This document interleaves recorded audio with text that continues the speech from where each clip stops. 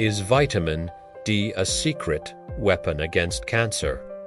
It's one of the most popular supplements in the world, and for years, people have wondered about its potential beyond just bone health and immunity. Today, we're going to dive into the latest scientific evidence from 2025 to give you a clear, calm, and hype-free look at what we really know. Before we begin, a very important disclaimer: this video is for educational purposes only. Vitamin D is not an approved treatment for cancer. You should never start, stop, or change any medical treatment without first speaking with your doctor or your oncology team. Your health and safety are the top priorities. Our discussion today is grounded into significant peer-reviewed studies published in 2025. The first is a large-scale systematic review by Wimalawansa, titled Vitamin D's Impact on Cancer Incidence and Mortality. The second is a clinical study by Özkurt and a team of colleagues, which investigated vitamin D supplementation for breast cancer patients undergoing chemotherapy. By looking at both, we can understand the big picture and a specific, real-world clinical scenario.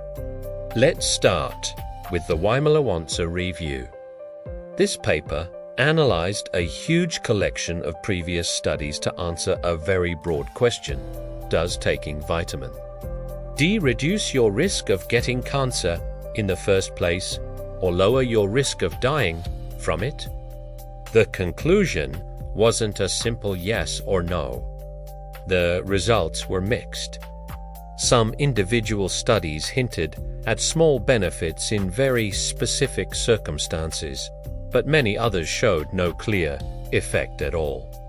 The main takeaway from this massive review is that while vitamin D is crucial for your general health, it is not a proven method to prevent cancer or to treat it. So, relying on it as a shield against cancer isn't supported by the current evidence. Now, let's turn to the second paper by Özkurt and their team. This study focused on a much more specific group: breast cancer patients who were already receiving chemotherapy. In this context, vitamin D was given as a supportive supplement, not as the primary cancer treatment. What the researchers found was interesting. They observed that patients who had sufficient vitamin D levels seemed to respond better to their chemotherapy. This is a fascinating finding, but we need to keep it in perspective. It does not mean vitamin D treats cancer. It suggests that maintaining adequate vitamin D levels might play a supportive role and could potentially influence treatment outcomes in this very specific group. This is an area that definitely needs more research to be fully understood. At first glance, these two papers might seem to send conflicting messages. The big review says there's no clear effect on cancer risk overall, while the smaller study suggests a possible benefit during treatment. But they don't actually contradict each other. They were designed to answer to very different questions. One looked at prevention and survival across huge populations, while the other examined treatment response in a small, well-defined group of patients. This is a perfect example of how science works.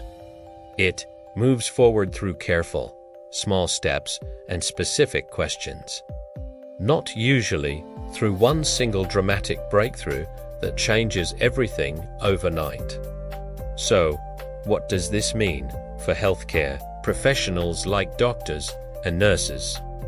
For now, these new studies don't change the established clinical guidelines.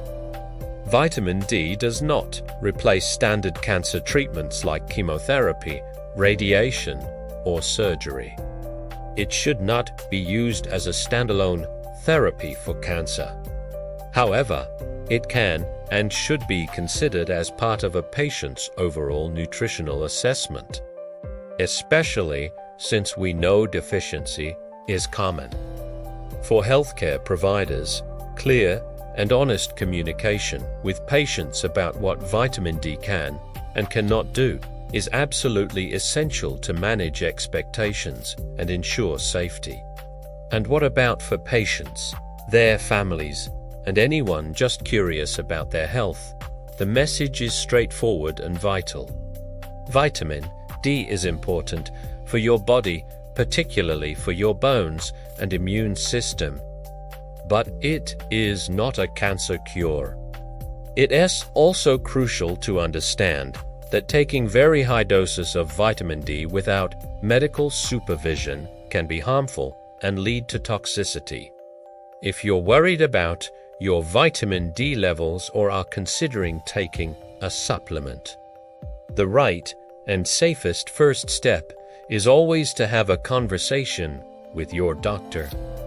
They can assess your individual needs, check your levels if necessary, and recommend a safe dosage. Please do not self-diagnose or self-treat based on something you see online. To wrap it all up, the evidence from 2025 gives us a clearer, more nuanced picture. Vitamin D remains a vital nutrient for our overall health. However, its role in cancer is limited, specific, and still an active area of scientific investigation. The idea of it being a miracle cure or a powerful prevention tool is unsupported by the data we have today. As we continue to learn more, our focus must remain on education, realistic expectations, and, above all, patient safety.